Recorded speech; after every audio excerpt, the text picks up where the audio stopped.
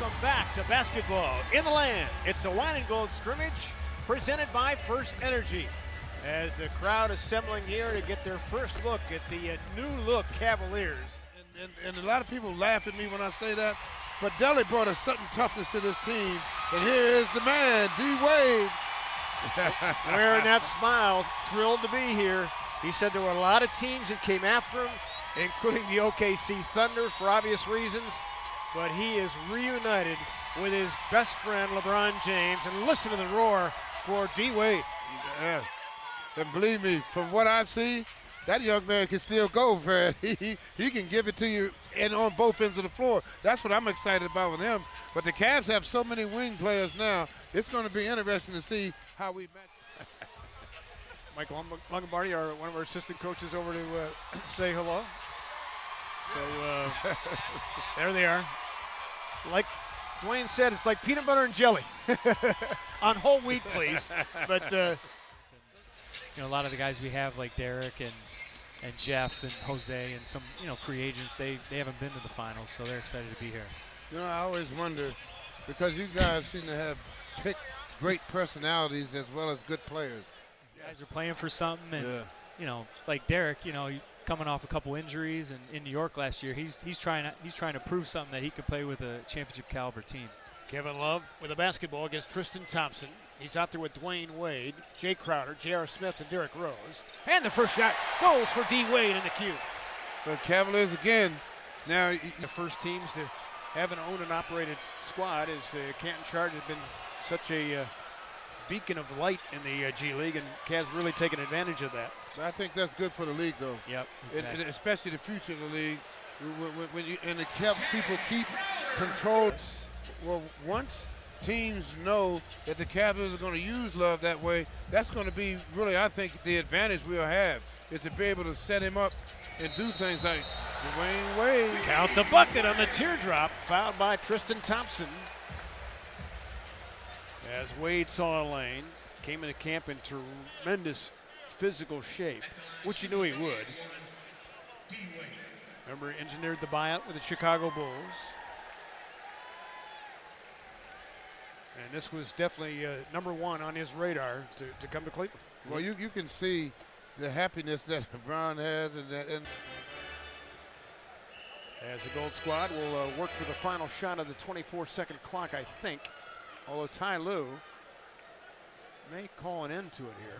Yeah, he looks like he'll. Yep. Yep. So 58-56 will be the final score. Again, as you talked about, a lot of ball movement and a quick pace. Yeah, and that's what I was looking for this evening, is to see where they really focused on moving the ball and up and down the floor. We're going to get a chance to hear from Kyle Korver, Alec Clifton from our Fox Sports Ohio team. We'll get a chance to chat with Kyle, who really showed a radar-like three here tonight, as he hit 4 of 6 for 12 points. But all in all, a good display, and really a glimpse into what we've seen in training camp. Don't you think, AC? We've seen this all week. Oh yeah. I mean, this to me, it solidifies to me that they are consciously focused on making a change in style. As the players giving away their practice jerseys to some lucky fans. And Allie is tracking down Kyle Korver as we speak to get his thoughts on the scrimmage here tonight. Ovation you got just when you walked out there for warm-ups. Any reaction to that?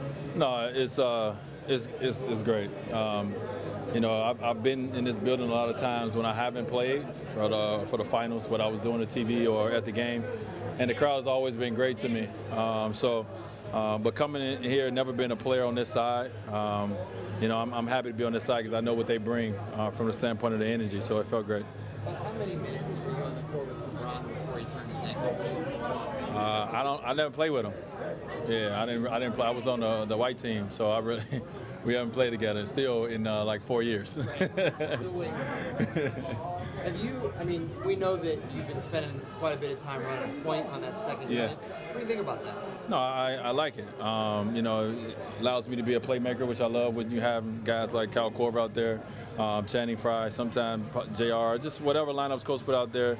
It gives me an opportunity to have the ball in my hand, make plays, and obviously score the basketball. But there's so much talent on this team. I'm trying to get used to all the weapons that we have. But I like it. I like the change up, and I think the second unit gonna have to be very good for this team to be as successful as they want to be. The game has evolved so much in positionless basketball, really, but did you see this as like the later stage of your career, stepping into that kind of role of the backup point guard or point guard in general? You really don't look that far. You play the game, and I never thought I'd be playing at 35 years old. I never thought I'd be playing 15 years in. So, you always want to be able to be out on the basketball floor. So you want to be able to do whatever your team needs you to do. No matter if you're playing, in the NBA, no matter if you're playing in an Olympic team, no matter what, everyone on the team has a role. Whether you're the star player at the time or whether you the 15 guy off the bench, you have a role. So you want to be the best in your role, and that's what I've always tried to be. So whatever role coach and the team needs for me to play here, my ego is not big enough. It's not that big where I will not be okay with playing whatever role that they ask for me to play. We got to see a glimpse of Rose that you guys have been seeing behind closed doors, or I guess your teammates have seen you before. Yeah, so man. What does he have that he can still bring to this team? Well, I mean, D Rose had a good year last year. Everyone kind of forget because the Knicks wasn't in the playoffs, and then he ended up getting hurt at the end of the year, which was unfortunate. But I played against him last year. He was unbelievable. His ability to finish around the basket is as good as anyone. When it's one-on-one coverage, there's not too many people can stand in front of him. He's so shifty. I think a lot of us, his ability to pass the ball with his team. I mean, you got so many weapons. He's been passing the ball amazing. He looks like he's in great shape. But the first thing I said to him when I came here is, man, you just look like you're happy. He just looked free in the mind, and that goes a long way. So, it's still early, of course, but I know he likes what he had, and we do too. What does playing at center bring to you guys offensively? Spreads the floor. When you have a team as deep as this, you have multiple lineups you can go to. Kevin Love at the 5 just spreads the floor, and it puts other 5 men in uncomfortable positions on the defensive end of the floor. And he's one of the better shooters in this game. So, and it also gives Jay Crowder an opportunity to guard other teams, better defender, and gives LeBron James a rest where you don't have to guard the other guys, better defender all game. So. I think coach is going to play with different lineups throughout the year, depending on what works. But he has the ability to do that with so much talent on the roster. Playing point guard, is that one of the things you talked with Coach Lou about before you came? Yeah, we talked about that. It's more so just having the ball in your hand. I always had the ball in my hand, my whole career.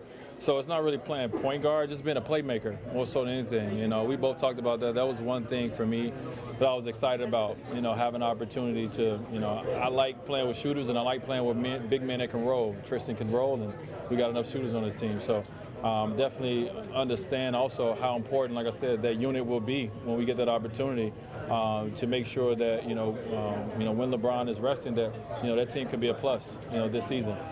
They wasn't a plus last year in the second unit, so hopefully when I'm in that group, I want to make sure that group is a plus more times than not. And we got some weapons on the offensive end. Defensively, we got to continue to get our system down, continue to help cover each other, and help each other that way and be a good collective, good defensive team. But offensively, we're gonna get shots.